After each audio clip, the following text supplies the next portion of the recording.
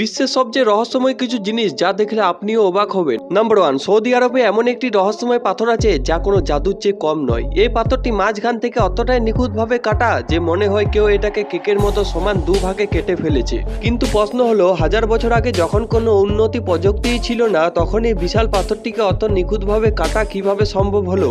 অনেকেই মনে করেন হয়তো এলিয়েনরা লেজারের সাহায্যে এটি কেটেছে, কিন্তু সত্যিটা হলো অত নিখুঁতভাবে এই পাথরটিকে কে বা কিভাবে কেটেছিল তার উত্তর আজও বিজ্ঞানীদেরও জানা নেই। নাম্বার 2, ক্যালিফোর্নিয়ার ডেথ ভ্যালিতে এমন কিছু রহস্যময় পাথর পাওয়া যায় যেগুলি নিজের থেকে এক জায়গা থেকে অন্য জায়গা সরে যায়। বিজ্ঞানীরা আজও বুঝতে পারেনি যে কোনো বাইরের চাপ ছাড়া এই ভারী পাথরগুলো কিভাবে নিজের জায়গা পরিবর্তন করে এগিয়ে যায়।